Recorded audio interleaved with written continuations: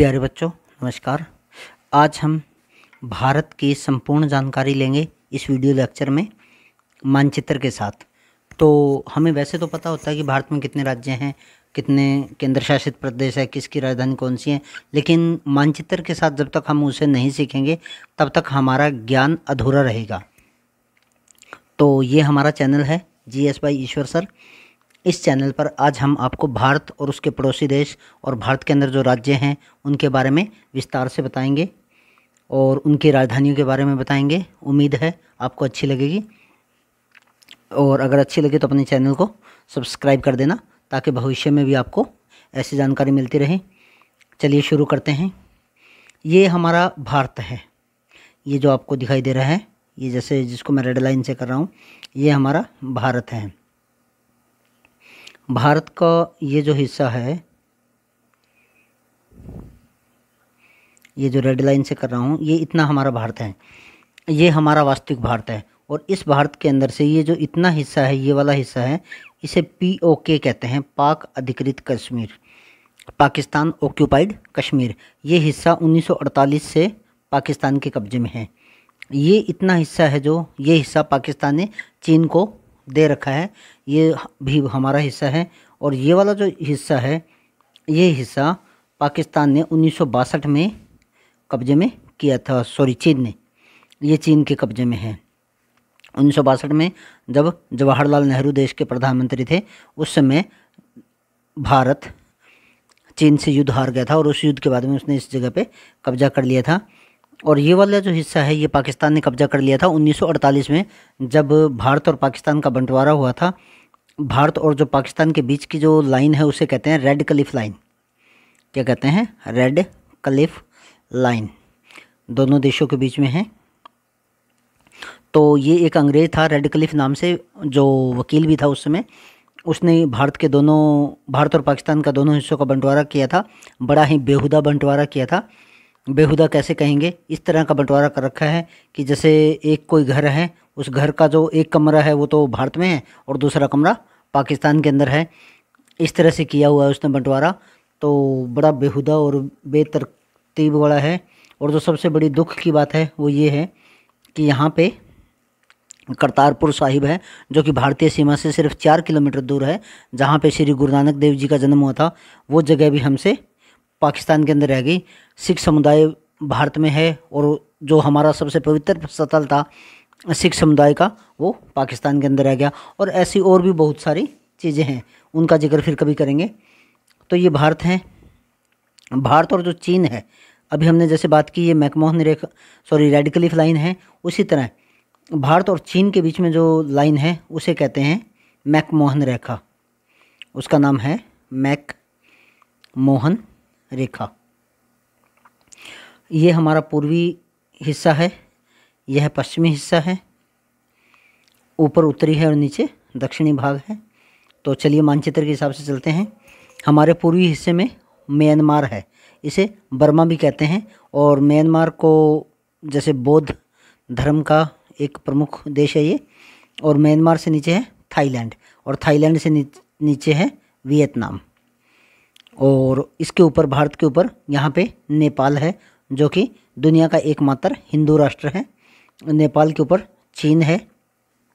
और यहाँ जम्मू कश्मीर के ऊपर यहाँ पे तिब्बत है। तिब्बत एक अलग देश था जिसे 1949-50 में चाइना ने पूरे के पूरे देश को हड़प लिया। ये भारत के बराबर में पाकिस्तान है, जो हमारा पाकिस्तान है, हमारा ही था। और पाकिस्तान से आगे है अफ़गानिस्तान। अफ़गानिस्तान से अगला इलाका है ईरान।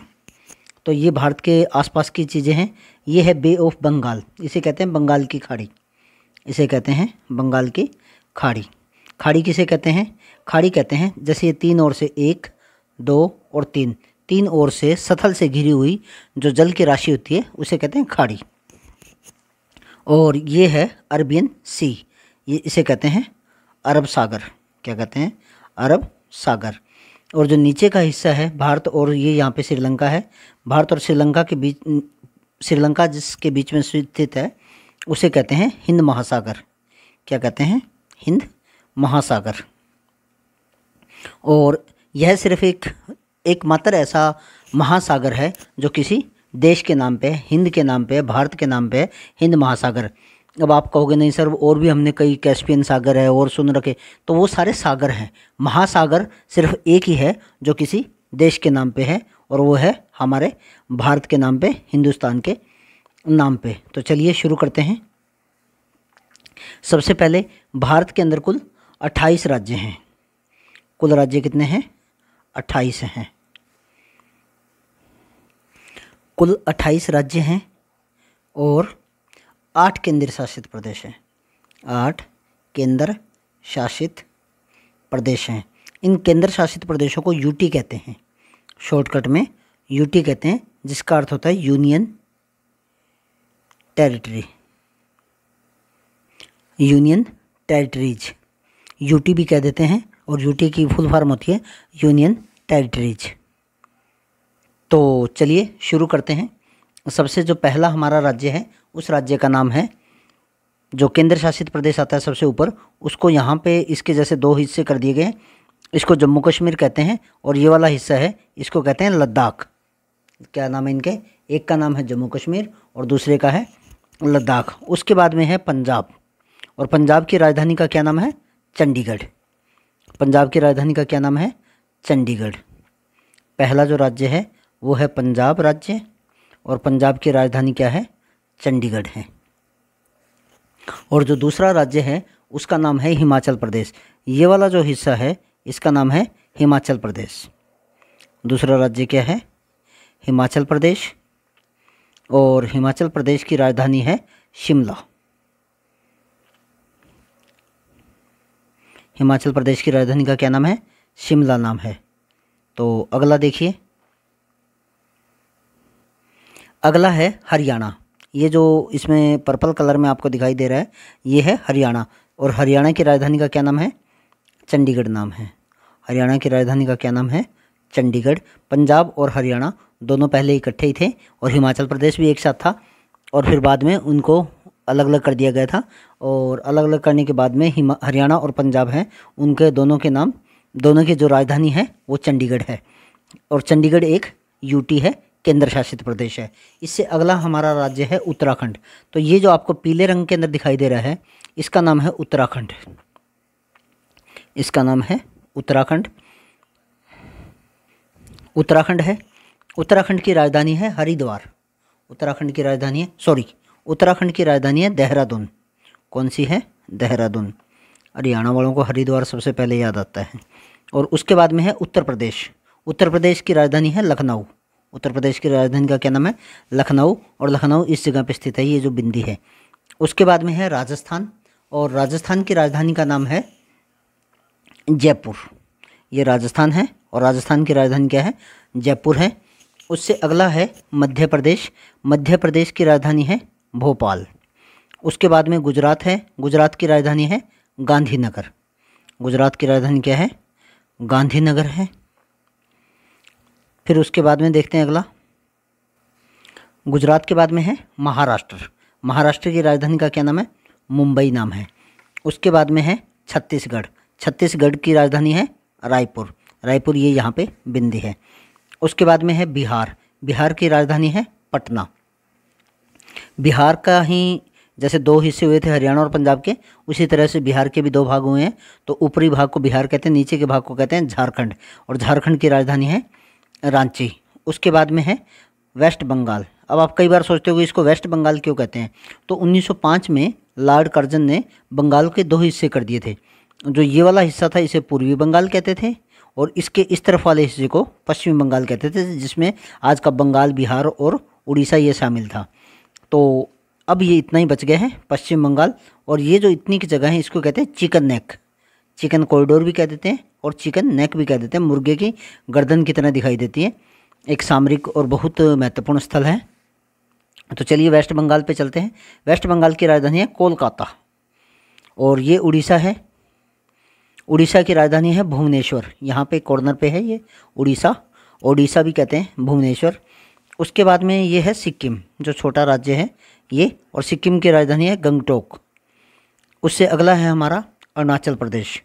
ये अरुणाचल प्रदेश है, गुलाबी रंग में जो आपको दिखाई दे रहा है। इसकी राजधानी है ईटानगर। उसके बाद में है असम, असम की राजधानी है दिसपुर। अगला है मेघालय, मेघालय की राजधानी है शिलोंग।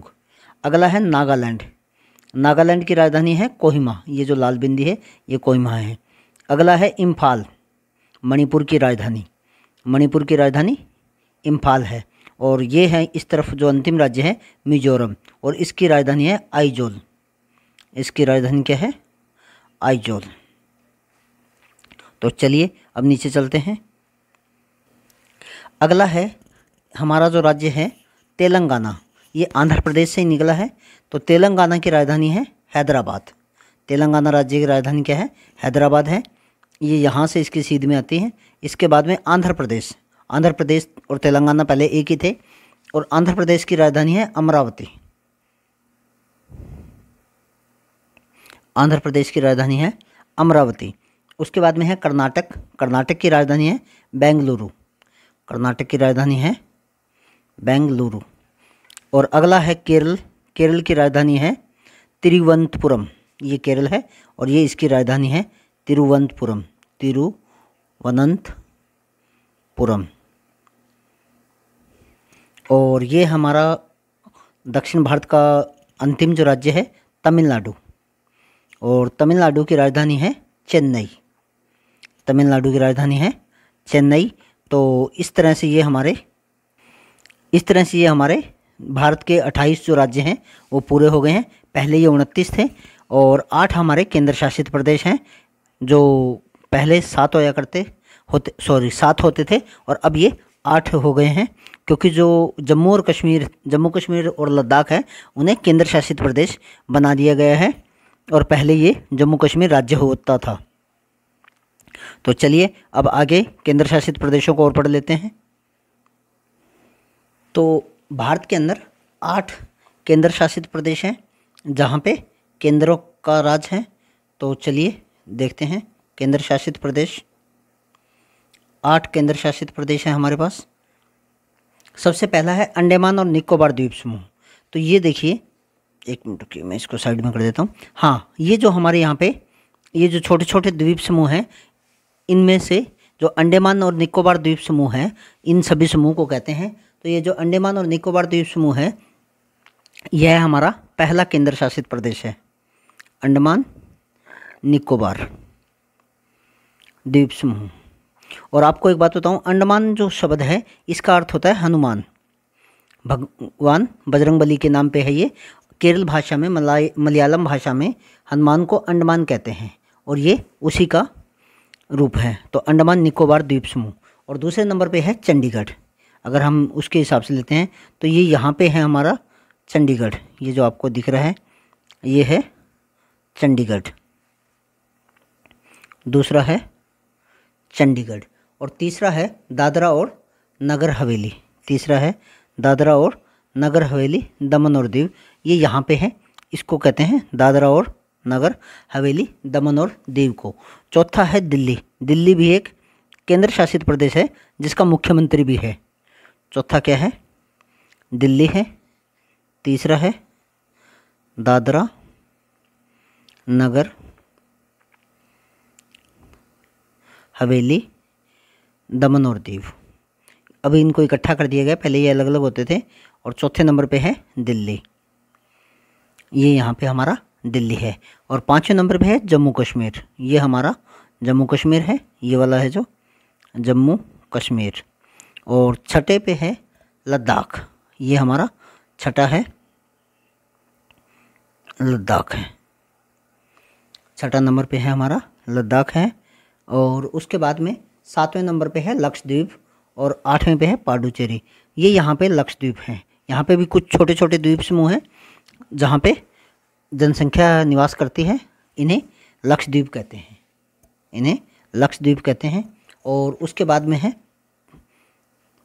पुडुचेरी, उसके बाद है पुडुचेरी, सॉरी ये है पुडुचेरी, ये हमारा अंतिम और आखिरी है पुडुचेरी, ये हमारा 8वां केंद्र शासित प्रदेश है। तो उम्मीद करता हूँ आपको समझ में आया होगा। पहले नंबर पे अंडमान निकोबार द्वीप समूह है, दूसरे पे चंडीगढ़ है केंद्र शासित प्रदेश, तीसरे पे दादरा नगर हवेली है, चौथे पे दिल्ली है, पाँचवें पे जम्मू और कश्मीर है, छठे पे लद्दाख है, पाँचवें पे जम्मू कश्मीर है, छठे पे ये लद्दाख है, और सातवें नंबर पे लक्षद्वीप है, ये लक्षद्वीप है यहाँ इस तरफ, और आठवें पे पुडुचेरी है। ये 8 भारत के केंद्र शासित प्रदेश हैं।